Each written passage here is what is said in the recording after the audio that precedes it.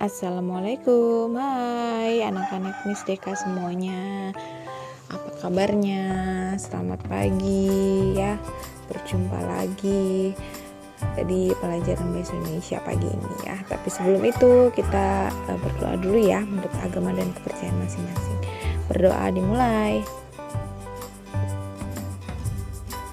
Berdoa selesai. Oke.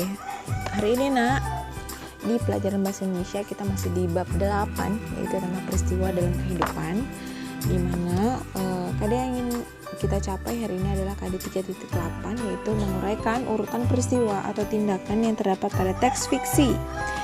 Nah, tujuannya hari ini juga Miss harap kalian dapat menguraikan urutan peristiwa atau tindakan yang terdapat pada teks fiksi ya nak ya.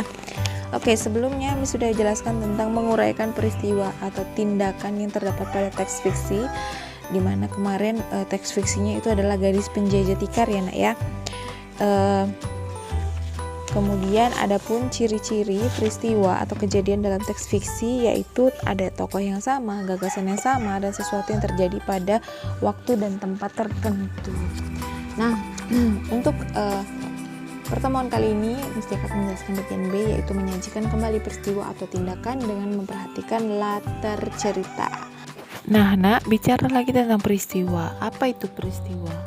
Ya, peristiwa adalah suatu keadaan atau kejadian ya, yang kerap kali biasa kita gunakan untuk mengawali suatu cerita ya.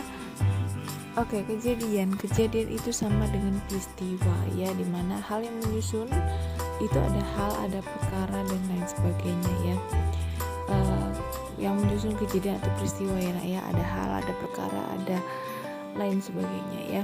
Nah, dimana di sini juga kita akan membahas tentang ada latar waktu dan latar tempat. Ingat ya, latar waktu itu ya misalnya suatu pagi, malam, sore gitu ya, misalnya seperti itu ya. Kemudian latar tempat ya, misalnya di sekolah, di rumah, di taman, seperti itu ya. Oke, perhatikan teks fiksi atau cerita pendek berikut ini ya. Pengalaman tak terlupakan. Aku naik ke panggung di aula sekolah. Namaku disebutkan oleh kepala sekolahku sebagai salah satu siswa berprestasi di sekolah. Tiba-tiba, buk! Kakiku tersandung tanaman hias yang ada di panggung saat aku tengah menuju ke tengah panggung. Cila, sudah jam berapa ini? Cepat bangun! Terdengar samar-samar suara teriakan ibu. Aku bermimpi, batinku. Pagi ini aku bangun kesiangan. Sudah pukul 8 pagi dan aku masih setia dengan baju tidur di kamar tidurku. Aku panik, aku bingung harus melakukan apa karena hari ini aku terlambat ke sekolah. Aku segera pergi ke kamar mandi untuk menggosok gigi dan mandi dengan singkat. Setelah itu, aku segera bersiap-siap berangkat ke sekolah dengan tergesa-gesa. Ibuku berpesan kepadaku, tetapi aku tidak mendengarkannya karena suara ibuku kalah dengan suara nafasku yang terengah-engah. Aku berlari 2 kali lebih cepat dari biasanya sambil meyakinkan diri bahwa aku masih bisa menjadi siswa terbaik di sekolahku. Waktu yang dibutuhkan untuk sekolahku hanya 5 menit, tetapi untuk kali ini sepertinya hanya 2 menit. Akhirnya aku tiba di depan pintu gerbang sekolah. Pintu gerbang sudah ditutup. Aku semakin panik. Aku mencari-cari satpam yang biasanya menjaga gerbang sekolah. Tak lama satpam yang aku cari pun menghampiriku. Dia terlihat bingung, tetapi aku tidak peduli karena aku ingin segera masuk ke kelas. Tiba-tiba dia tertawa dan berkata, "Hari ini kan libur, Neng." Astaga, aku benar-benar lupa. Akhirnya aku pun pulang sambil tersipu malu. Nah, itu tadi cerita pendek tentang pengalaman tak terlupakan ya. Pengalamannya Cila yang ke sekolah pada hari libur ya. Oke, peristiwa-peristiwa dalam cerpen tersebut dapat diketahui dengan cara apa? Memperhatikan latar cerita ya. Misalnya, suatu pagi Cila bermimpi menjadi siswa berprestasi ya. Kemudian ibu Cila memanggil Cila pagi hari itu. Ketiga, Cila bangun kesiangan dan tergesa-gesa berangkat ke sekolah. 4, Cila tiba di depan sekolah. 5, gerbang sekolah sudah terkunci. 6, Cila mencari-cari satpam sekolah. 7. Di sekolah, salam sekolah menginformasikan kepada Cila bahwa sekolah libur. 8. Cila pulang dengan wajah tersipu malu. Oke, perhatikan. Saat kalian ya menentukan peristiwa-peristiwa cerpen, teks percakapannya tuh gak usah ditulis, kalian simpulin aja kayak gini ya, kayak tulisan ini ya. Jadi janganlah kalian disuruh peristiwa terus semua percakapannya pun ditulis di situ, nggak perlu. Disimpulkan aja seperti ini. Misalnya nomor 7, di sekolah satpam sekolah menginformasikan kepada Cia bahwa sekolah libur. Kan di teksnya itu satpamnya ini ya kasih tahu, ya ampun Cila hari ini kan hari libur gitu kan. Nah seperti itu, tapi di sini dibuat itu ya kayak teks yang singkatnya lah gitu ya. Nah, salah satu ciri peristiwa atau kejadian yaitu sesuatu terjadi pada waktu dan tempat tertentu ya.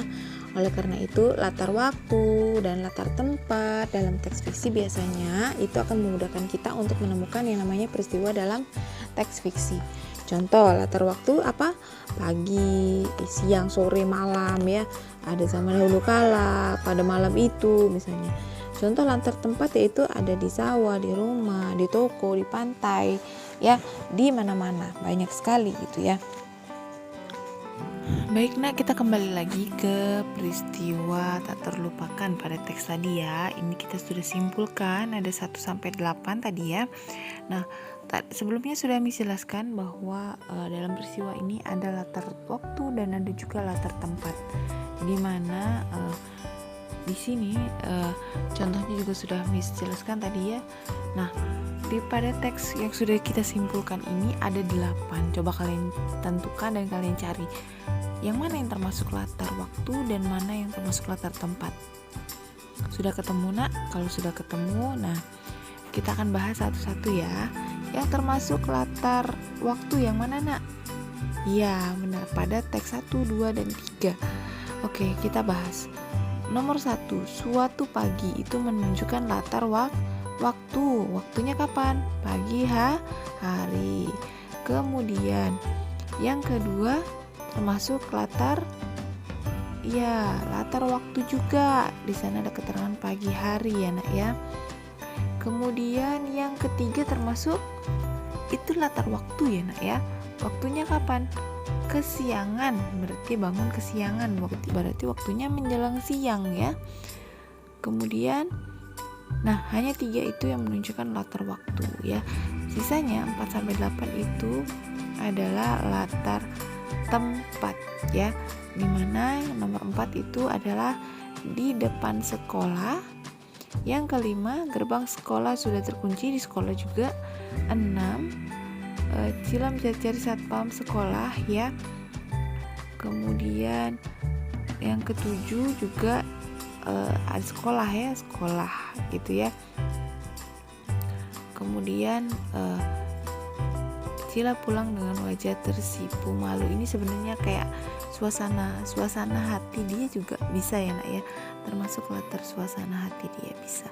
Tapi itu tadi ya penjelasan singkat tentang menyajikan kembali yang namanya peristiwa atau tindakan dengan memperhatikan latar cerita ya. Latarnya apa? Kalian baca dulu ceritanya ya. Setelah dibaca nanti dipahami, baru kalian bisa tulis tuh nanti peristiwa-peristiwanya dalam bentuk kayak udah jadi simpulan gitu ya dari cerita cerpen, cerita pendek ya, atau teks fiksi seperti itu ya. Jadi kalian kumpulin berapa ya, perhatikan juga latar ceritanya, latar waktunya, latar tempatnya ya, sehingga kalian bisa nyusun tuh yang namanya peristiwa-peristiwa dalam cerpen. Oke? Nah, itu tadi penjelasan mereka tentang bagian B ya. Semoga apa yang bisa dijelaskan ini kalian bisa pahami. Kalau nanti kurang paham, kalian bisa cek di Musteka untuk lebih lanjutnya, atau bisa di googling atau bisa di YouTube ya. Oke, sekian penjelasan dari Musteka. Sampai jumpa di pertemuan selanjutnya. Terima kasih sudah menonton ya. Bye bye.